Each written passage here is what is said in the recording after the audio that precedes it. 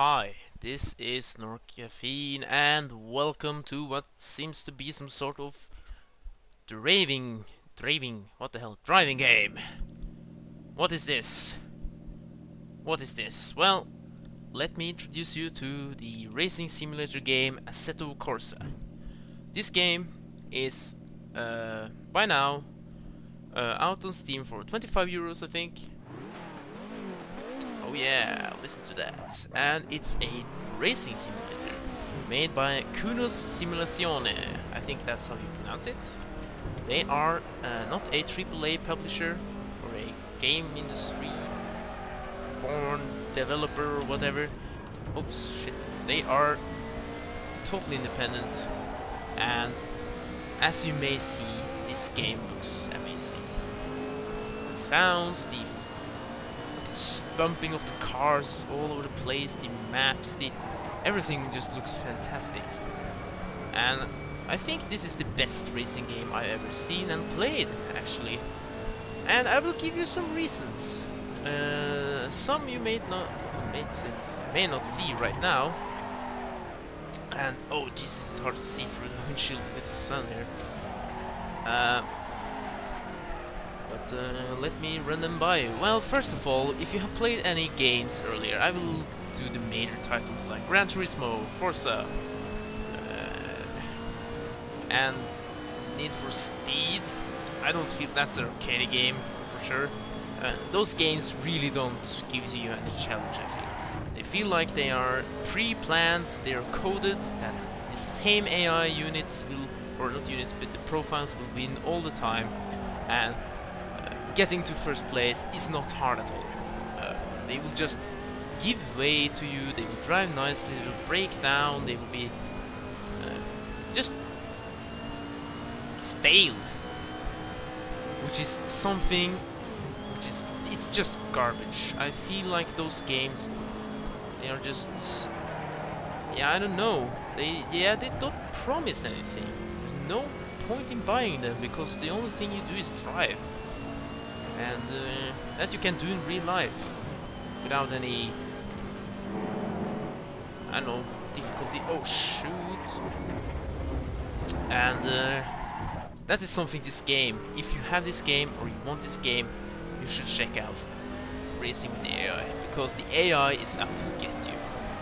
What the AI does is what you do. It will be ruthless, it will be driving like a maniac, it will be cutting corners, breaking in front of you like some madmen, doing things which is really unpredictable. It will be human almost, which is not terrifying, it's really fun. You will actually be feeling the grief that you force upon the AI in other games by being a ruthless bastard behind the wheel.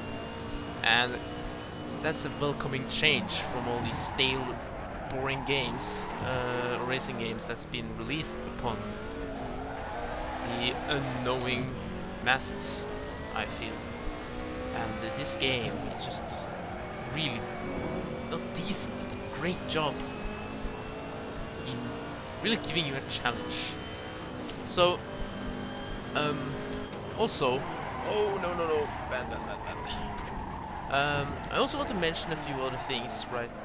If you have a steering wheel, you can play this on the keyboard.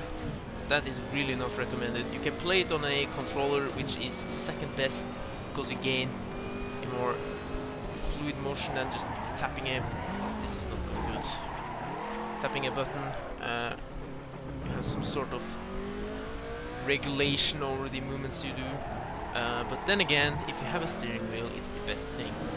Right now I'm driving with the Logitech G27, and the game has this controller wizard thing, setup wizard, which helps you choose the profile, or it has support built in for each different wheel, or loads of them actually. So it kind of it finds out how many degrees of rotation you have, and you can control how much forced feedback you want and all that kind of stuff on your steering wheel, making it as authentical as possible, or just as hard or easy as possible as you really want yourself, which is really cool. So right now I'm driving with the G27, and I have a steering wheel, I have pedals on the floor, I have a gear changer, gear stick rather, to my right here, or if I'm driving a more modern car, the floppy paddle gearbox, the game will then force me to use them on my wheel. And right now I'm driving an older BMW M3, so of course it has a... Oh shoot! No! It has a... First of all, it lacks ABS, and for second, it has a normal gear stick, so I will be having to using my gear stick to my right here, which is very cool. So driving modern cars will be a totally different experience than driving this car here. You can actually turn on, or I'm driving it manual because I feel like that's the way I want to play. You can turn on sequential, I think it's called, when you just tap it up to the gear up and tap it down to the gear down, or fully automatic, which basically means the acceleration pedal means forward and braking means backwards. Which is fine if you want to play like that, but I would like to be as realistic as possible, so to speak.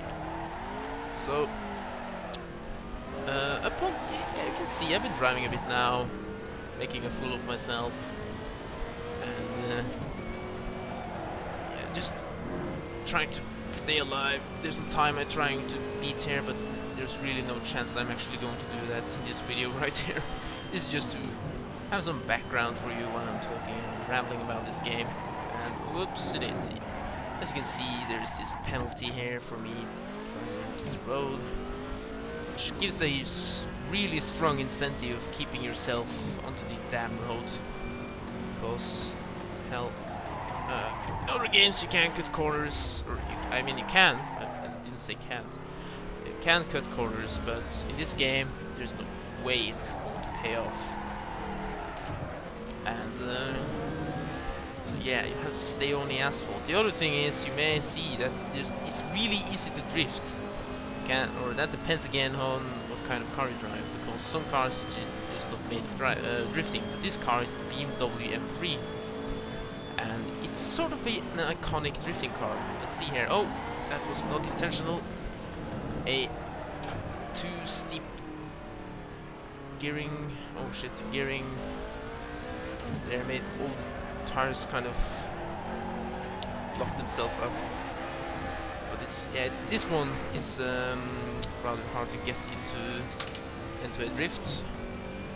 There are other modifications you can do to the car, making it drift even better. This exact model right here is just made for racing. Now, with that said, as you are racing for a time attack right now, you have the different modes of racing, time attack, drift, and drag. Oh, this turn again, as you can see.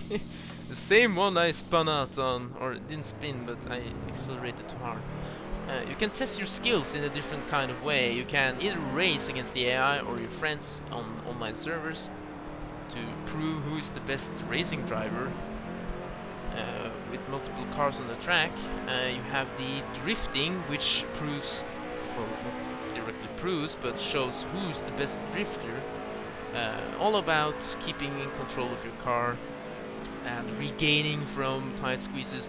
And sometimes, if you have too much acceleration into, or speed I mean, into a turn, a drift may be the only way to recover from an inevitable spin out, so to speak. Drifting through corners is not advisable because it will make you slower than a conventional turn, but it's sure as hell way cooler. This one is kind of hard to get into drifting. So the king of drifting, he's going to get creds. Everyone knows that, and I'm out of the track, damn it. The other modes are drag races. It's all about well, then again, you pit the same type of car up against the other one, and it's all about doing right gear changes, being as efficient as possible, wasting no time, revving your engine too much, and all that kind of good stuff. So So that's the skill of that, and then you have the time attack, which is what I'm trying to do just now. It's basically a race against time. There's no one else on this map, which gives you a total and gives you total freedom, no restriction, laying behind someone and respecting their zone of comfort. I don't know, and you can really drive as to your heart's content, basically.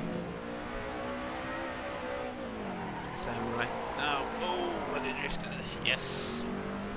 So as you can see, this game can be really challenging, but it's everything.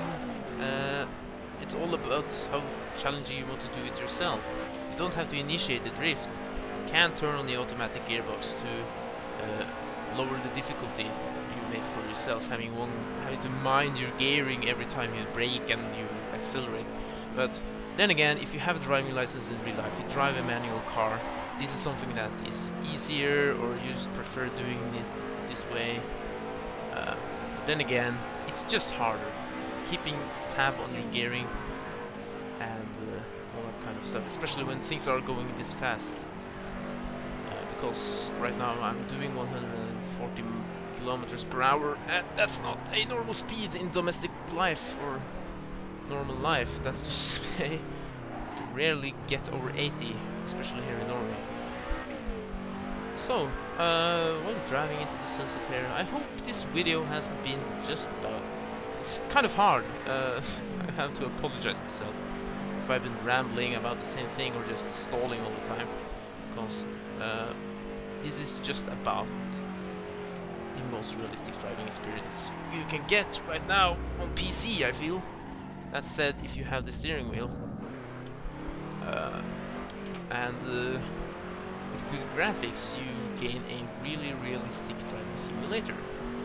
So if you are into this kind of stuff and you've been looking for it, then look no further. This is the game you want. Assetto Corsa is really worth picking up. It's a really great game. It has extreme potential. It competes, or it blows the other games like Forza and Gran Turismo out of the park. It just obliterates them, I feel, in my opinion. Just because its soul deal with the whole AI being a pre-planned wussy. It's just, this game feels right. It's realism, and that's what racing is all about, not some arcadey bullshit. So, excuse my language there, but I feel this is something, a wake-up caller for the racing simulator genre. That this has been taking a wrong turn, and this game is just, it's Jesus. It's here to straighten us out. We're not going to pay for sacrifices. Sacrifices are yeah, if that's the right story. He was flipping the table in the temple. But you're not going to pay for something that is a God-given right here in this life, if you know what I mean, and that's realistic racing. So, thank you for watching. Please leave a like if you like this. Comment if there's something you want to comment on, and subscribe if you want to see more of Assetto Corsa, and anything else, really. Just support me on my channel here, and I will be seeing you the next time. Let's see if we can't get a spin. Nope, we can't. This car. Screw you. So, thank you for watching. Please leave a like, comment, subscribe, and I will be seeing you the next time. Bye bye.